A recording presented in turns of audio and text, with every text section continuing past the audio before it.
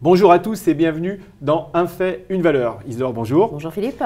Alors on va revenir sur la série des scandales de l'été. On en avait beaucoup parlé, on est en automne et pourtant il y en a un qu'on a oublié. C'est un scandale d'aujourd'hui et pourtant les méthodes ne sont pas actuelles. On n'est pas dans la haute technologie, dans le logiciel sophistiqué, Isidore. Absolument. Alors, c'est vrai que la protection, elle, est de plus en plus sophistiquée. D'ailleurs, on l'a vu récemment avec les derniers chiffres, il y a de moins en moins de braquages de banque. Et pourtant, il y a toujours des arnaques et les bonnes vieilles méthodes font toujours recette. Ah, ils n'ont pas ressorti les flingues quand même. Non, mais cherchez bien encore plus ringard. Je vois pas du tout. Alors, puisque c'est ça, je vais vous emmener voir un indice.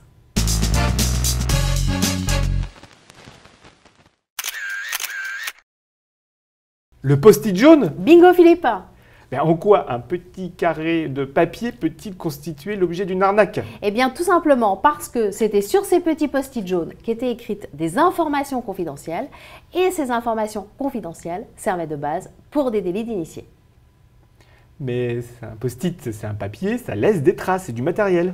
Absolument pas, puisque figurez-vous que tout simplement, ils les prenaient, ils les mangeaient exactement comme ça. Alors ça a duré combien de temps cette histoire? Eh bien 5 ans tout de même, jusqu'à ce que la SEC, qui est le gendarme américain de la bourse, ne découvre le poteau rose, mais la fine équipe avait déjà engrangé 5,6 millions de dollars. Alors on en est où maintenant?